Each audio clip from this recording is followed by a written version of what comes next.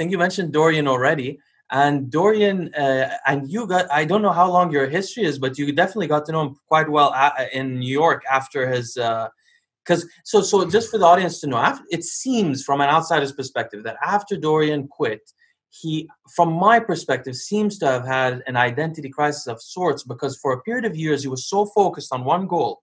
And then that goal, I guess, left away, and he lost his wife in the process. Well, let's just put it this way. Dorian, I don't want to throw him under the bus, but everybody knows the stories of me seeing him in the clubs, and he'd be all like, he's lit, bro. He was lit. And even the guys from fucking Generation Iron would tell me,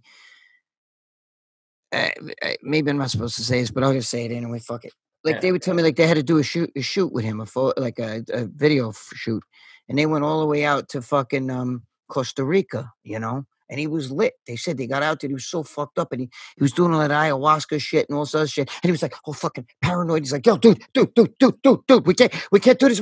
And then the next day he was like, listen, I'm sorry, I'm sorry. I was like, I was a little fucked up last night, because they do that DMT shit and all this other stuff, and there's fucking, like there's aliens, they're fucking, and chewing air and shit, so. They were even telling me, like, bro, it was really fucked up. I mean, we invested all this money into Dorian. I like Dorian. I'm not.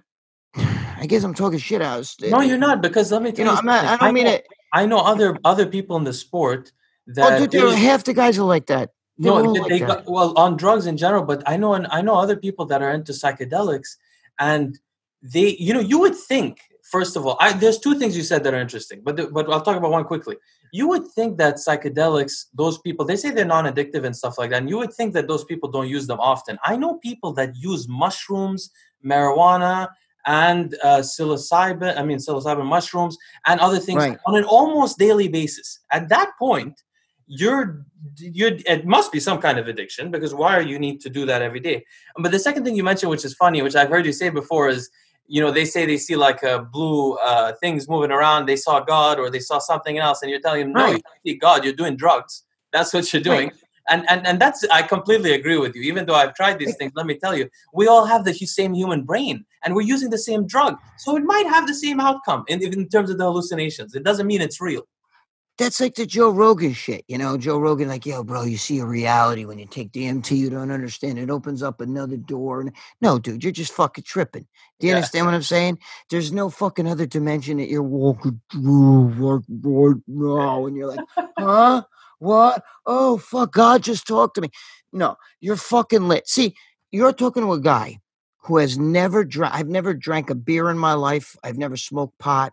I've never done any of that stuff. First of all, number one, it has nothing to do with bodybuilding. It has to do with I idolized my father growing up. My father was the last of the straight arrows. My father would be like, dude, drinking's for losers. Do you realize, why guys carry guns? Because they're afraid of something. I don't need guns. That's what he used to tell me. My father was a bad dude, bro. He could fight like you wouldn't believe. He came up with his own like formula of jujitsu. We used to call it Paulie Jujitsu because my father's name was Paul.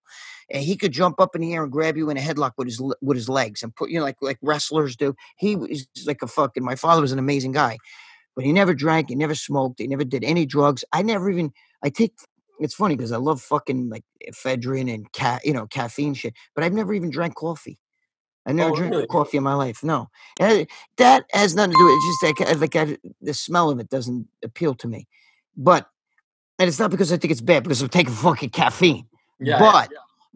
I never did drugs because I also like to be in control. I always tell the story. I've told it before. I used to bounce in a club when I was 18 years old. I was working in a strip club, which back then we called it a go-go bar. Okay, I worked it was a topless bar.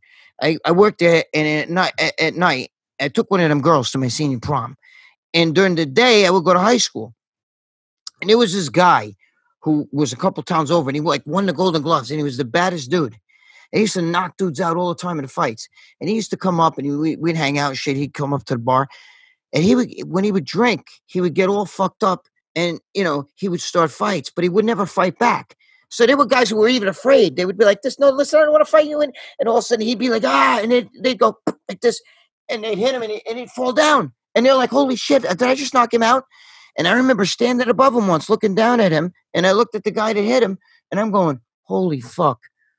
If he wasn't lit, he would fucking kill this guy. But so I realized right then and there, I like to be in control.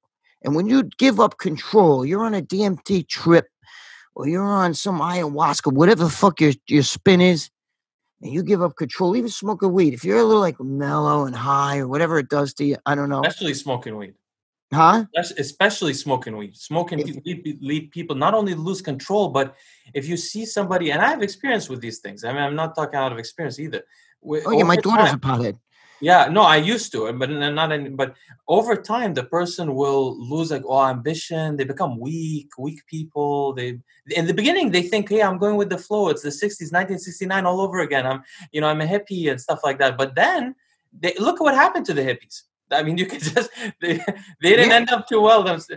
You lose.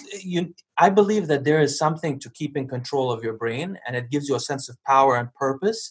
And sure, somebody will tell you and come say, okay, well, don't use these drugs many times, but use it once so you can see outside your perspective and you'll learn something. That might be true, but it could also be dangerous. By the way, even one time you can get schizophrenia.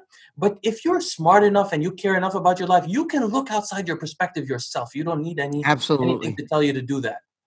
Absolutely. I am the kind of guy, like because of my father and everything else, and because of my experiences, to see people drinking and puking and shit. And I was like, dude, never.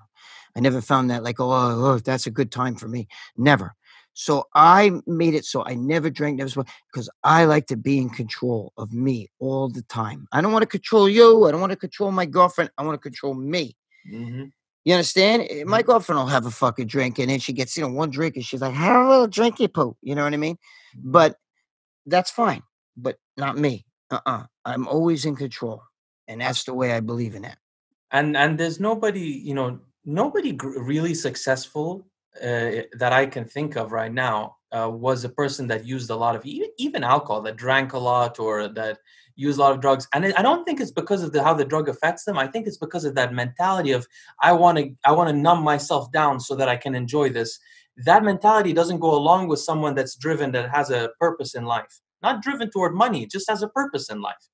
If you have a purpose in life, you don't need to dumb yourself down. No, I agree with you.